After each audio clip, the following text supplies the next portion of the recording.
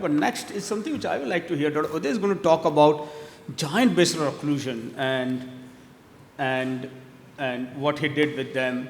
You know, I mean, all of us have become fond of flow diverters. Can you get a stock on by the time I can flow diverters and stents in these cases? But we know they don't work so well. And the past, a lot of parent vessel occlusion, other approaches have been used. But sadly, including myself, we haven't done too many of them, and you get very tentative if you think you want to do it. And I think Uday is one of the most experienced in this field, and I'm personally very keen to hear his case and learn something from it. Yeah.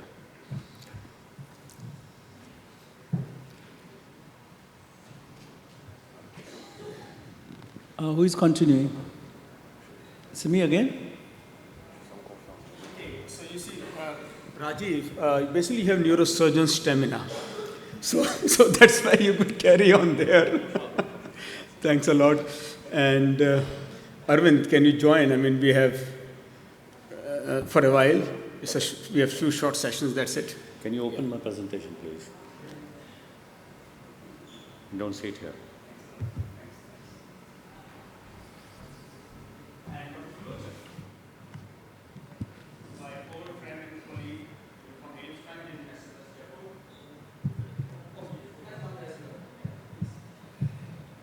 No, right.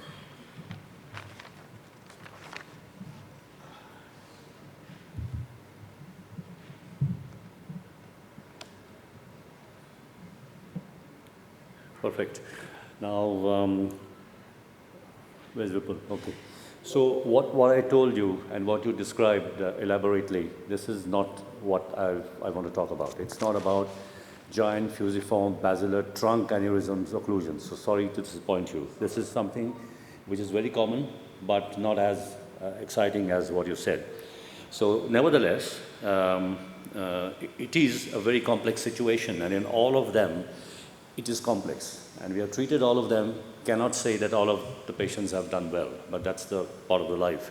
So let's go to the case straight away. A couple of cases that I will share with you. They are giant aneurysms, but they are giant aneurysms on the top of the vessel.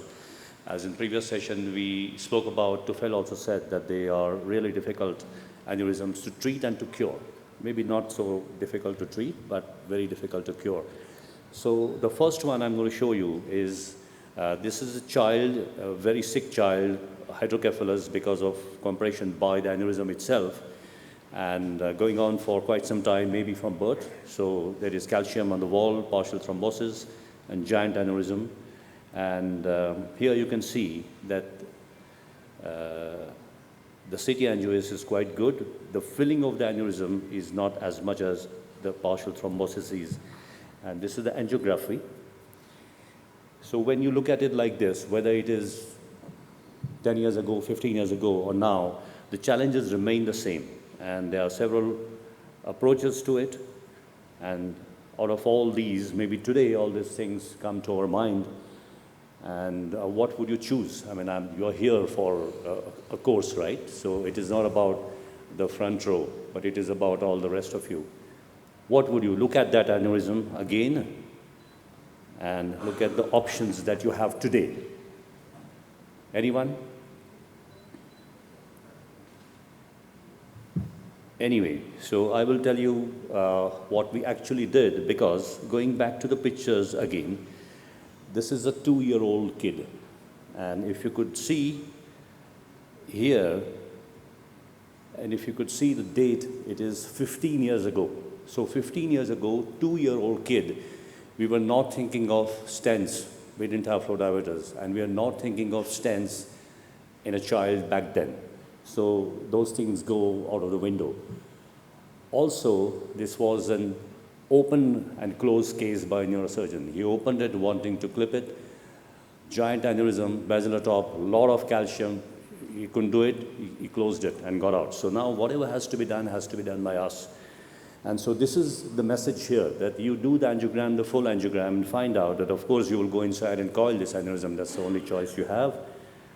But when you look at the angiograms, you know that the anatomy is favorable here. What's the favorable part of the anatomy here? As you can see, you can see that the PCOMs are functional on both sides, plus it's a pediatric patient.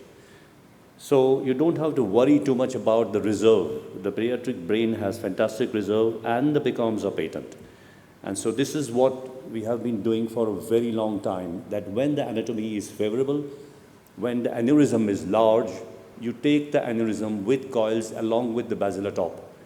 And this is what I wanted to show here. It doesn't look very exciting or very complex, but it's the simplest way of starting to treat a giant basilar top aneurysm.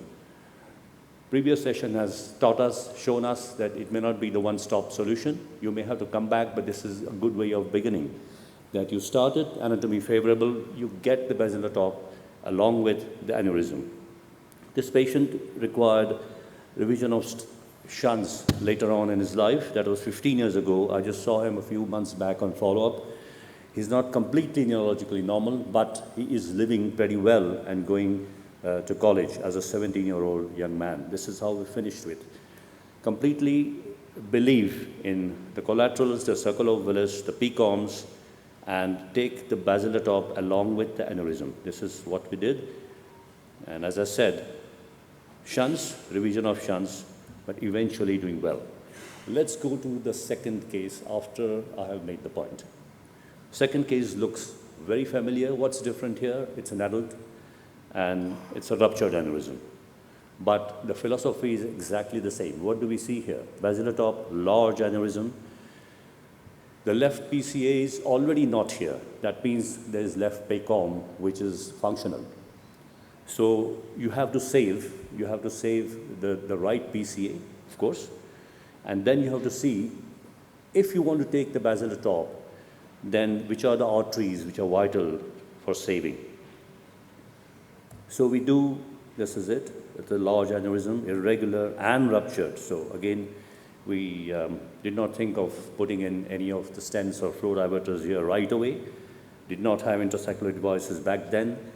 We navigate a balloon and did the balloon test occlusion, not for the PCA PCOM, of course. If the PCA is going to fill, we will see that, but especially for the superior cerebellus. And we saw that the picas were there, but it is not coming all the way back up to the origin or the peripontine segment of the skull. So we navigated the balloon now into the superior cerebellar. Of course, the PCA, this was the other PCA. One is filling antegrade, and this is the other PCOM, which is also functional on balloon inflation. Navigate the balloon into the skull, because that's the artery that we have to save. The collaterals to that from pica were not great. And take coil like nobody's business, take it along with the basilar top. And so again, we were happy. We've done it quite a few times now, and this is a good way of beginning. It looks great. Patient does very good recovery. Unfortunately, after this, she went home well and ignored our advice of follow-up. Just did not come for follow-up. Till she came for follow-up, which was 2 years later, giddiness, new symptoms, a new MR looking absolutely horrible. But this is what happens with a large basilar top aneurysm. It's expected. It's just that she did not follow up, so it comes as a surprise to the family, not to us. And now, of course, we know what is the thing to be done. We again go inside, put a lot of coils, and this time we went ahead and just put a flow diverter. So this is what it was. The pre, the post when we finished the first treatment, very bad recurrence, which are known in this geometry and anatomy. Then, of course, we have to go ahead and put a flow diverter, a little too long for my liking, but those were the days that we did not have all the sizes available. But luckily, no perforating infarctions. And for the hydrocephalus, the shunt was done before, and she also did very well over the years. Last case, which I'm going to show with exactly the same, these were a little older cases, which I wanted to show that this is not a new strategy that we use, and we believe in it, we use it quite often. Now, this was the third and the last case, which I'm going to show. Ischemia in the thalamus, also a small bleed, attempt and surgery, again one more time, open and close. Aneurysm is very large, and what do we see on a angiogram? It just goes and opens into a large basilar top aneurysm. By now, you know that there is not too much to think. Get the balloon test occlusion in the general anesthesia, not to see how the patient is doing, but whether the PCOMs are very good. And in her case as well, the same thing happened. If you look at it, then you don't know what to do. Initially, people or whoever came to me with a plan that 1 stent, 2 stents, Y stents, flow diverter, but you look at it, anatomy is favorable, you just get inside and take it with the basilar top. It's a large aneurysm, and this is, when the PCOMs are there, the basilar top is there, and it's right on the top of the basilar, no perforators, right on the top. They generally come from the P1s. And here you can see both the PCOMs are very good. This is at the time of balloon test occlusion, and take it along with the basilar top. There's not going to be any follow-up on this because this was just done like 6 weeks ago, full recovery, patient home, and we are hoping that she actually comes for follow-up. So what's your advice here? This is what is done. Take it along with the basilar top.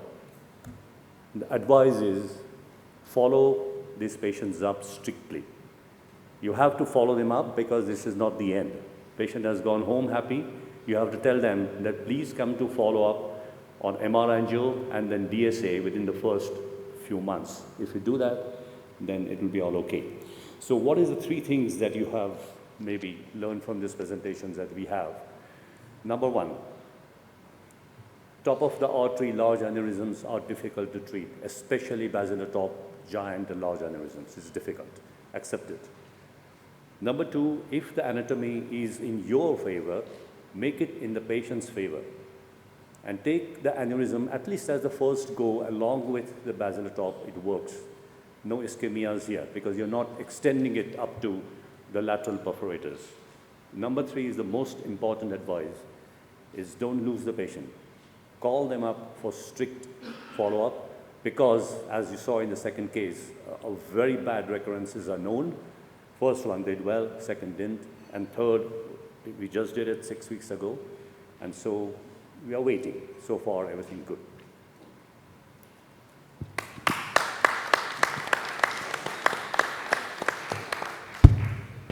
Thanks a lot, Uday. I mean, I think everybody agree. This was a very important talk to listen to. And Yatofel. I think it's a great presentation, but I'm not sure I totally agree with you. I agree that basilar is bad. I totally agree your first case. It was a kid. It's a different disease. So I think basilar top occlusion was the best. And I think that really was the best treatment. And I think only because you have phenomenal years of experience, you could take that. The second case, I probably would have done it differently because you occlude the artery, but it's a wide neck aneurysm and it's an adult. It's going to come back because the coils are going to compact. So similarly to with an intrasaccular device, they're going to get compacted. So whatever you do, flow diversion was the treatment, which is what you landed up. And I also think that when you don't treat them early, basilar tip particularly, you somehow convert these saccular aneurysms into partially thrombosed aneurysm. And then sometimes you have found that you have missed the boat because you already got so much brainstem compression, you have become a partially thrombosed aneurysm, you got edema, and then you have significant neurological morbidity with your procedure because of preoperative, so you put a flow diverter. So I think my worry is that your third case is not very much different in terms of the intrinsic pathology of an adult wide neck complex basilar termination. So it's likely that what, and you said is the right thing, you need a follow-up, because my worry is that this will probably recur and you're going to land up with a flow diverter. So I think you shouldn't wait too long. As soon as you see the flow coming in, you should probably put a flow diverter before it gets converted to a saccular, to a partially thrombosed aneurysm.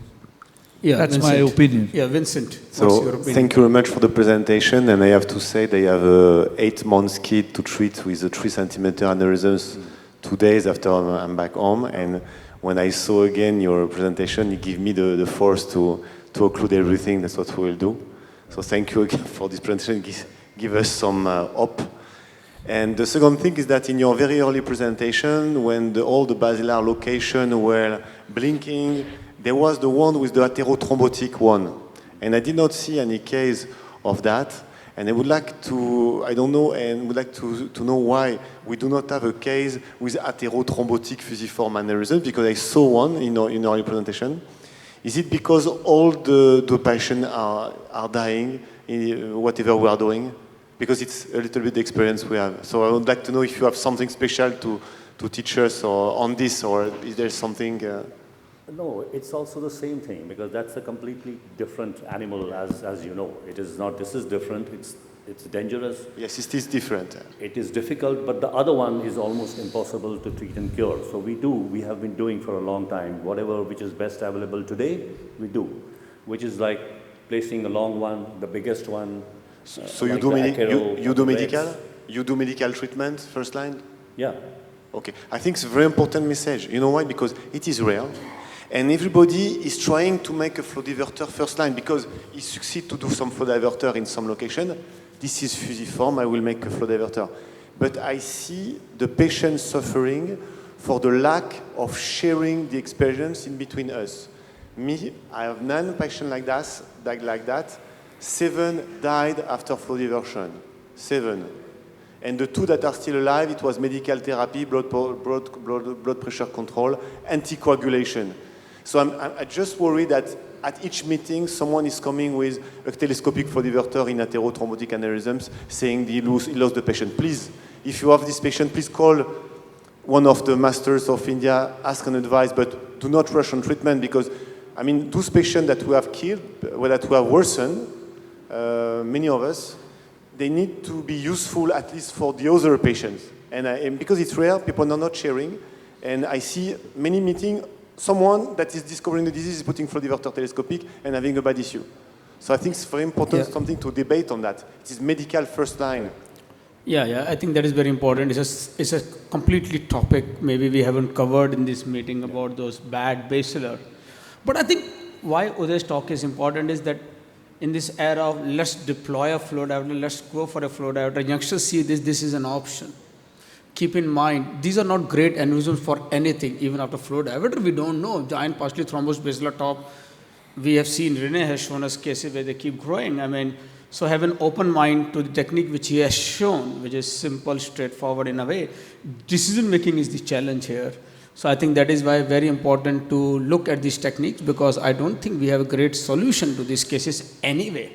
Best of technology. So thanks a lot, Uday. That's why I said I really wanted to hear this, so that all of us gain some confidence in some situation, or you can consult Uday. He is ever there and take a right call for the patient.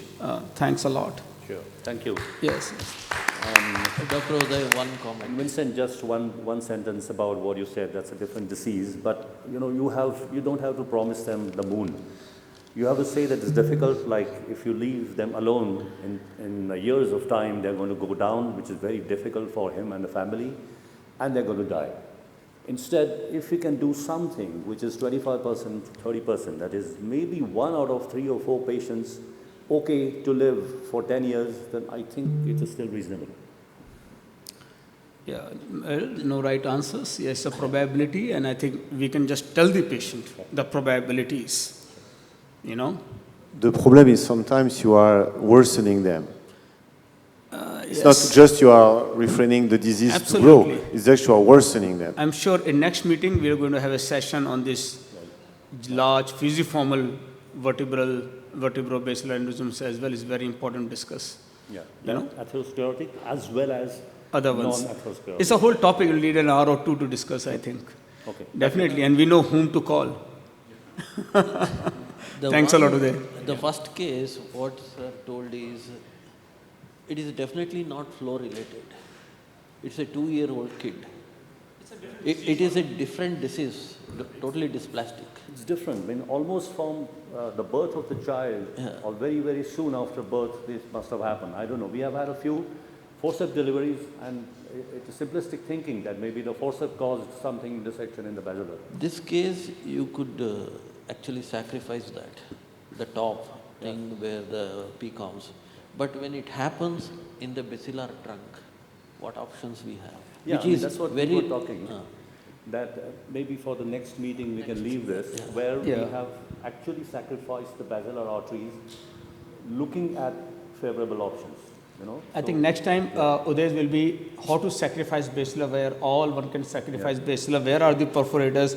We were having a discussion to fail Vincent. He had this giant case. How to do a short segment basilar occlusion. I think all of us need to learn. You know, we have forgotten about Dr. performing. Vipul, one should have a lion's heart. Vipul, but the message was that he had good PCOMs, and that was very important. But if you don't have that PCOMs, like which Vincent's case doesn't have PCOMs, and that is a well, he's not going to make the PCOM, is he? He's going to be. He might develop the PCOMs in time. No, but to fail, once you inflate the balloon, you'll be surprised that Yes. even a steady PCOM can take over entire PCM. Oh no, I totally agree with that. Yes. You should teach us this. In a small PCOM, Correct. is suffice It's enough. in this territory. Okay, thanks, Vipul. It is just that, you know, in the era of stent and flow diverters, we are not thinking about these techniques. And I think it's very important because we, as we have discussed, even stents and flow diverters are not a perfect solution in some of these cases. So we should know, right? I mean, I have seen a couple of cases, different countries where they have done this, and that's why it was when you were talking, I said just occlude it because I've seen this, that you occlude these are the basilar artery and you get away with it in these giant aneurysms because flow diversion is not a treatment because you'll end up with a bleed quite often. We know that they will rupture with the flow diversion. no, thanks a lot, Uday, for these very, very tricky cases.